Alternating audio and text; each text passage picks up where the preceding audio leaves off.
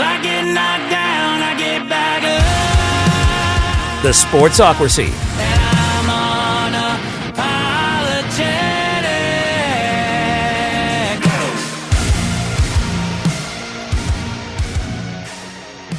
Brings us to our next team in the NFC East, the surprise of this past season.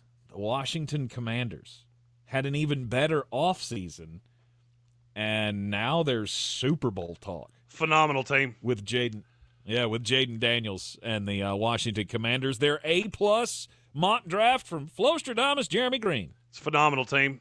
Really well run from the top down. I absolutely know what they're doing. Love me some Washington Commanders. Just laying it on thick there. Oh, yeah. Yeah. I believe Washington is in the best spot to trade down of any team in this class. Okay. Because all right, so be really honest with yourself. What does Washington need? And now understand, I just did a mock for Washington where I gave them Jalen Walker. So I'm trying to do something different here because now that I've seen that, I can't unsee it. And I just want them to I want him to fall in their lap and they live happily ever after. Mm-hmm. I mean, it's the same answer, I think, for everyone you've asked me so far. Secondary. You don't have a good secondary. Well, and it's interesting you said that because I do look at Washington and go, it's going to get better. And look, they added Jonathan Jones this offseason. I like him a lot as a slot corner. I feel like that kind of locks Sanders still into the outside position. He played a ton out there last year and he was pretty good. You're kind of in this boat of you've got a lot invested in that secondary. I would like to add a safety. I don't know that that's going to work because this safety class is so bad. I just don't want to reach. If I'm Washington, I'm trying to add better players every single time I come on the board. Now, you added Laramie Tunsil. I evaluated Brandon Coleman as a guard. So I went a little different route here of I've got to protect Jaden Daniels.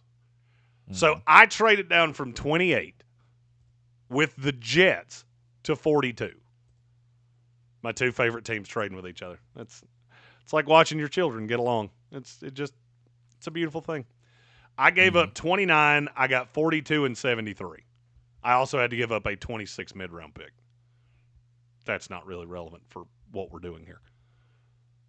So now I have 42, 61, 73, 128, 205, and 245. Washington only has 5 picks. So I feel like you almost have to trade down if I'm going A+. So then I got to 42 and I went, all right, my biggest needs are at edge because I do want an edge rusher. I really like the honey hole at edge in that basically the third round on the hole. There's a corner that I've already identified that I'm telling you right now I'm taking him here. I want a running back as early as I can get one. I want an offensive lineman, preferably a tackle so I can slide Coleman into guard and use Allegretti as a rotational piece. I'm going Josh Connerly Jr. at 42. Okay. Because fact or fiction, having those two, having Laramie Tunsil and Josh Connerly on the outside protecting Jaden Daniels, that gives me my bookends basically for his entire rookie deal. Yes. Because I've got what I think is an elite left tackle in Laramie Tunsil. I've got what I think is an elite prospect in Josh Connerly, who, yes, he's never played right tackle, but I think he can. He's still learning how to play the position. This kid was a running back 3 years ago.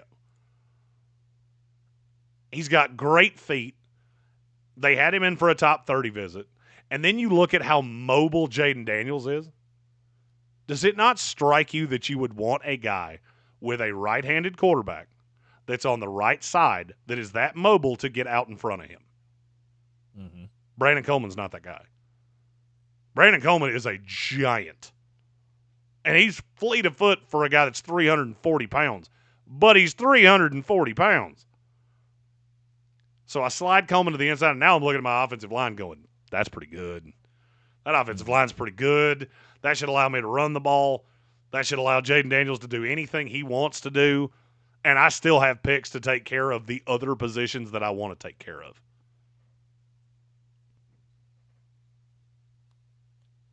Okay, so the next pick comes at where? 61. 61. So, I'm sure everybody in the Asheville market has figured out. I do a lot of stuff with the Commanders now.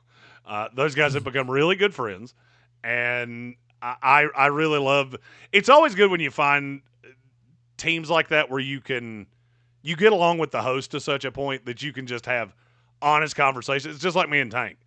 Tank and I do not have to do show prep. We can turn on a microphone and just go. The Commanders guys, I'm the same way with them.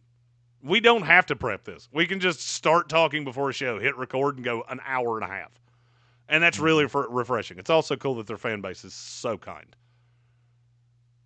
What I learned on my mock draft that came out in alignment with my last appearance with them, their fans really want a running back, and they want one really, really bad.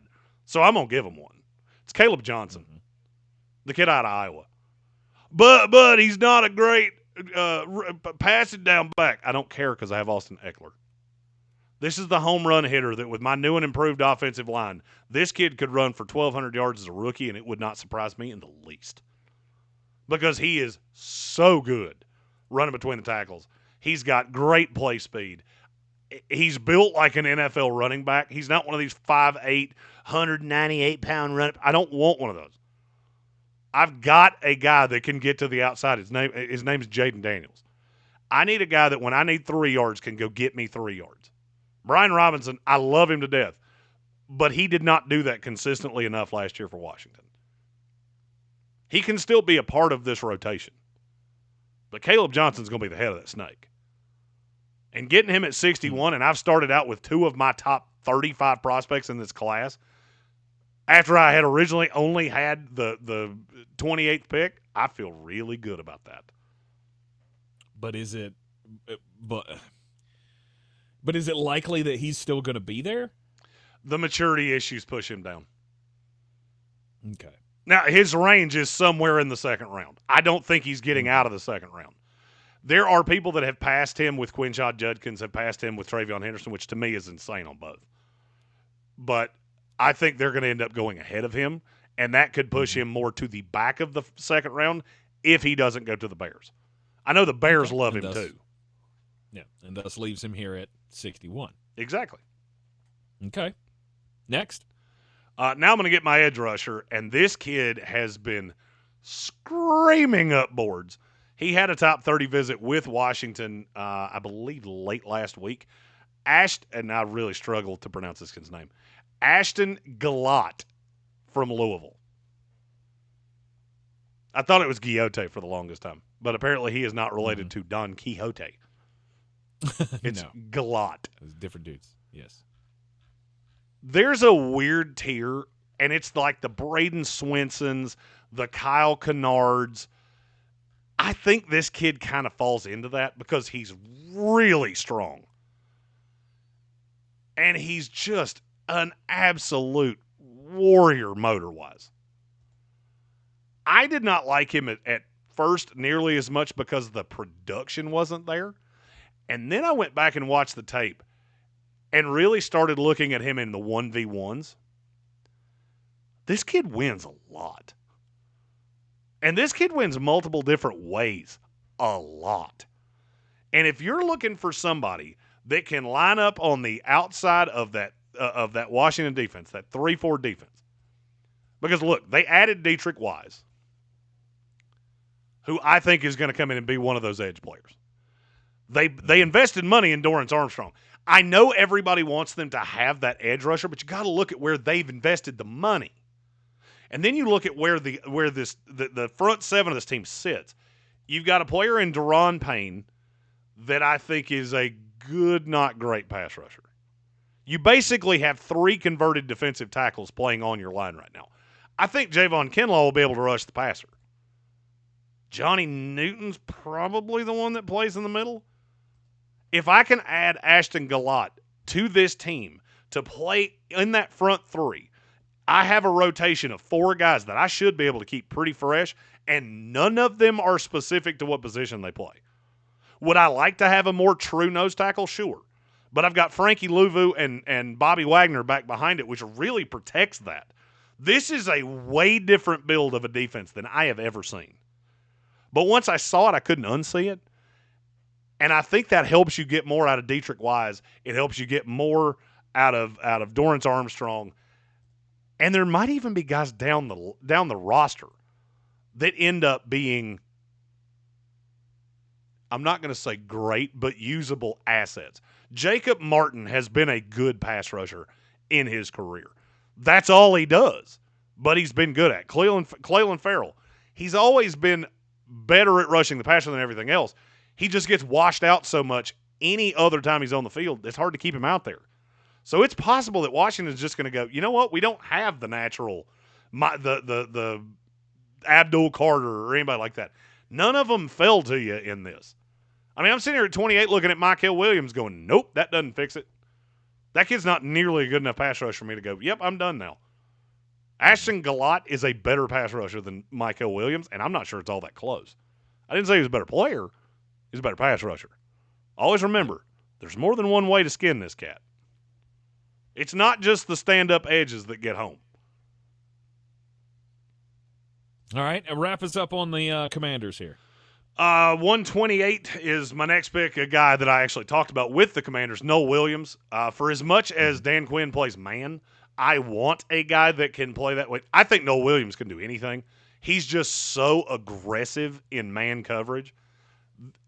And the more and more I watch them, that I couldn't stop thinking, if he played at Ohio State, how much higher would we be talking about this kid than we are right now? Is it just that he went to Cal and nobody was watching those East Coast games that late at night? Is that why he doesn't get the love? Because to me, he's right there with Maxwell Hairston. He's right there with Azareye'h Thomas. I actually like him better than Azareye'h Thomas. I don't have him rated ahead of him because his ceiling, I think, is a little bit behind Azareye'h. But in terms of all the things I could ever ask him to do, oh, by the way, he's really good against the run, too. Because he's a willing tackler. Mm-hmm. He's just a super physical corner that I really like in that Dan Quinn system. And then with 2 late picks, I go a receiver. I actually go 2 pass catchers. At 205, a guy that I know some of the people in our chat really like, Andrew Armstrong from Arkansas. He's another one of those Arkansas players that the numbers weren't necessarily there, because last year he had 1,140 yards, but he only had 1 touchdown. And you start breaking that down, but then you watch him and go, this kid wins over and over and over and over again. And he's 6'4", and he can play on the outside. So why in the world is he going so late? I can't figure it out. He's one that I'm going to have to watch more tape on him to figure out there's a big deficiency here somewhere that I'm not seeing, because I have him rated way higher than this. Every big board I've seen has him in the 200s, and I cannot wrap my brain around why. And then finally, I go with a tight end, Caden Priscorn out of Ole Miss. He's risen later here in the process. He already has an AARP card because he is 25.5 right now. Right. But I think he serves as a nice number 2 tight end. Got a stereotypical tight end build. Probably going to have to bulk up a little bit to be a true inline high-level blocker, but he's got really soft hands, which is it's rare to see out of a guy that you're going to get this late. I'm going to steal a Trevor Sikkema line here. He is one of the thinnest 255-pound guys you'll ever see in your life. Like, I saw his weigh in and went, that's a lie. He had weights in his pockets or something. I don't know what he did, but he does not appear to be that big. All right, the A-plus mock draft for the Washington Commanders. It's going to be like I said, it's already been a big offseason for the Commanders, and an A-plus mock draft may just very well put you at least at the top of this division like you were this past year, and then who knows? Maybe a Super Bowl will be coming soon for the Commanders.